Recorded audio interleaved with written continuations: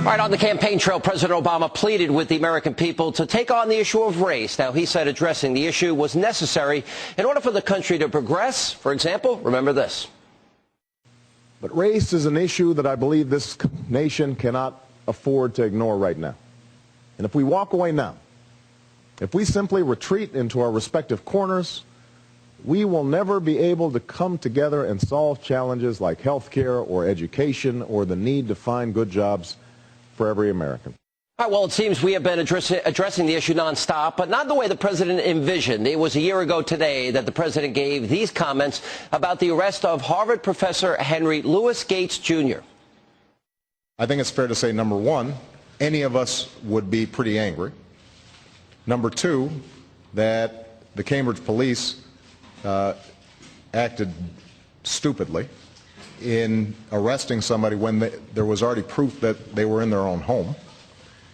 And number three, what I think we know separate and apart from this incident is that there is a long history in this country of African Americans and Latinos being stopped by law enforcement disproportionately. Now, you may remember the beer summit that followed, which I thought was supposed to ease the country's racial tensions. But since then, we've seen the Obama Justice Department dismiss a voter intimidation case against the new Black Panther Party. We have also seen liberals unfairly smear Tea Party activists as racist. And we've seen the administration jump the gun in its dismissal of former USDA official Shirley Sherrod. But these events beg the question, are liberals interested in racial harmony or in stoking racial animosity in this country? And joining me now with analysis is the author of the brand new book, Dismantling America. Thomas Sowell is here. Professor, welcome back. Good to see you. Good being here. All right, well, you have a column out right now, as a matter of fact. Headline, credit card fraud is a serious problem, but race card fraud is even a bigger problem. Tell us the premise of what you're writing here. Well, I think that using the race card has become just sort of standard operating procedure in many cases, whether or not there's any substance. One of the more egregious cases was Judge Charles Pickering down in Mississippi, who for decades fought for civil rights for blacks, became a hero to the local blacks, and defied the Ku Klux Klan, where, you know, it took a lot of guts to do that. But when he was up for a judgeship, they immediately started painting him as a racist.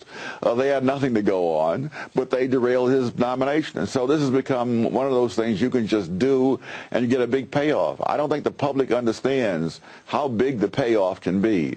When a bank, for example, wants to merge with another bank, here it takes nothing for someone like Jesse Jackson to show up at the hearings, accuse them of all kinds of racial things. It doesn't matter whether he has a speck of evidence or not. To adjudicate what he claims would take months, probably, and the whole deal could fall through. And so they're perfectly happy to come up with contributions to one of the organizations he controls in order that they can go forward without having this charge. And then the charge, of course, is dropped once the money changes hands. You said the NAACP. That's just one of the ways. You said the NAACP in your article has once again, these are your words, played the race card in attacking the Tea Party movement. What specifically did you mean by that? And do you think this is planned, orchestrated? Do you think they know what they're doing? Oh, sure, they know what they're doing. Good heavens, it's a very rewarding thing for them in terms of money, in terms of the Democratic Party, of which they're simply one of the constituents. All right, but so look, we've seen this with the James Byrd ad, the 1998 Democratic Party ad that ran in Missouri, a radio ad that said, you elect Republicans, black churches are going to burn, et cetera. Do you think, how connected is this to the upcoming election? We're 103 days out of an election. Obviously, all the polls show the Democrats are not doing well. Is this an effort to energize their base? And you say it can be successful. Do you think this works, or does it backfire? This particular recent episode may or may not work, but it's worked for years.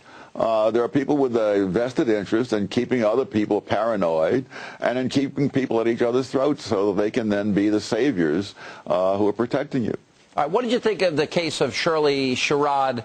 The initial tape that came out, the rest of her statement, she admitted that she had harbored in the past some racist and bigoted feelings, but she talks about a story of redemption, and she had changed in some ways. What was your reaction to that, the White House's handling of it, and her comments in general? Well, I don't think this was anybody's finest hour. She was referring to something in the past, but the way she referred to it in the present, you know, I sent him to one of his own kind and so forth, and other statements she's made since the episode broke don't speak well for her or for the people who fired her and then hired her back. In other words, are you saying then that you don't think she should have been hired back, or? Well, that's a purely tactical, political decision, and but I think that her initial statement about what happened 20-some years ago, it was not clear at first that she was talking about that from what was broadcast on the television, but also the way she phrased it, even in her recent speech, doesn't speak well for her. Yeah, you talk in your article, racial issues are, you want a government where all citizens are treated alike, which begs the question about the new Black Panther Party and this voter intimidation case, because I was kind of shocked that the Justice Department dropped that case, considering as this whistleblower Christian Adams said, this was a slam dunk of any case that they've ever had of voter intimidation at a polling place. Why would the Justice Department do that, and should they be investigated for it? Well, I don't know who would investigate the Justice Department. They're congressional hearing, special press. They could. Yeah, go ahead. I doubt that with the Congress controlled as it is, there will be an investigation. I wasn't so much shy, I was disgusted, but I was not surprised because I've always judged Obama and others by what they've done, not by what they've said. And from judging by his past as a community organizer, it doesn't surprise me in the slightest.